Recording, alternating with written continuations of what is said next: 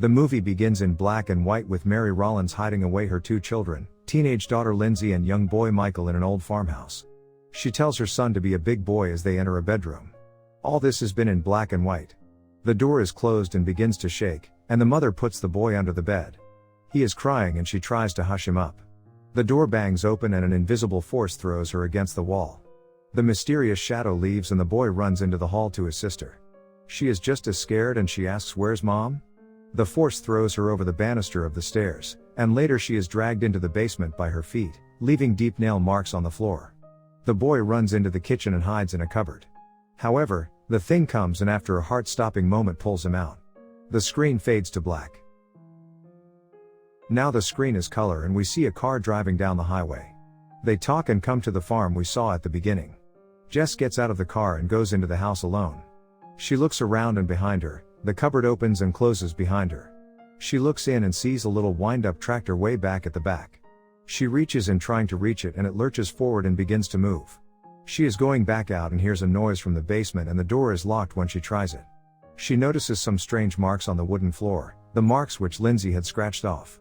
Jess goes upstairs and her dad Roy talks to her about how much she likes the house. Denise is Jess' mother and sees a watermark on the walls and starts scrubbing it. Later she is flipping the sheets and making waves and the little boy Ben sees 2 bloody legs under the sheets. Jess and Mom share an odd moment and Jess goes to the basement to put boxes down there when she hears a noise.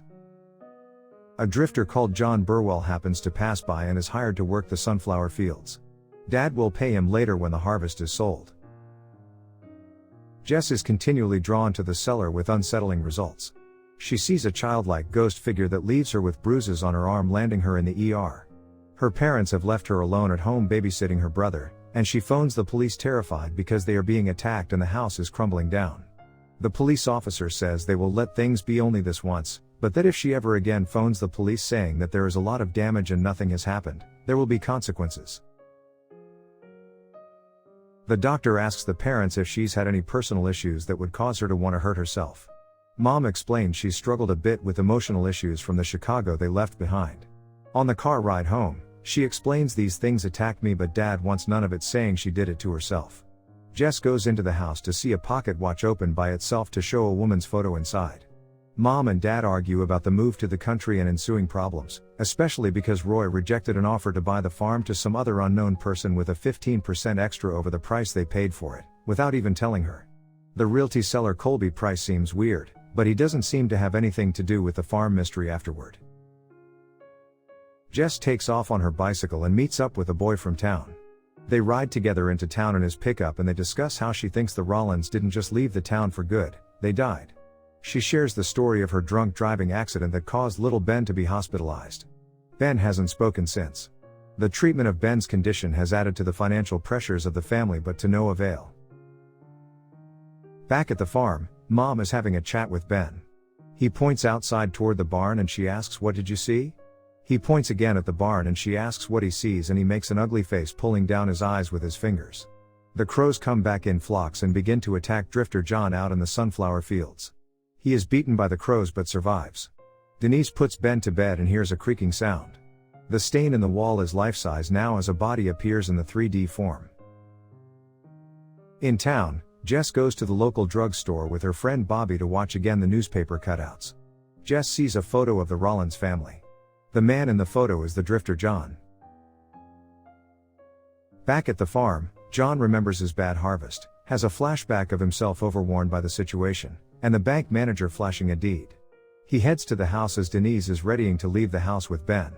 John flashes back to his own wife and child who were about to leave him and he thinks Denise is his wife Mary. She escapes from him hiding behind a locked door. Jess and her friend arrive back from town and call for Mom and Ben while walking through the house with an axe. They are chased through the house by John with walls getting marked up along the way. Jess goes down to the cellar and finds Denise and Ben. They all have seen something. John calls for Mary, threatening her with a pitchfork and demanding that she opens the door. John continues his search through the house for his family while Denise, Jess, and Ben hide in the cellar. Dad arrives back home and asks Bobby where they are. Upon seeing Jess, Roy takes it in the back with John's pitchfork. John knocks Jess about in the cellar. Random objects begin moving toward a spot on the floor and then disappear into a hole. Jess narrowly avoids the pitchfork. She pushes away Drifter John and he falls into a now liquefied pit, pulled down by the apparitions of the murdered former family. They swallow up John into the pitch-black mud. When John is killed, they think it's over. The pit inhabitants aren't done yet as they reach for Jess. She is saved by Roy and Denise. The police come to investigate and Roy is taken to the hospital seriously injured but alive nonetheless. Some time afterward, Jess is smiling. The future has been speaking, the crops growing and everyone seems happy. However, several crows fly around the farm in a flock.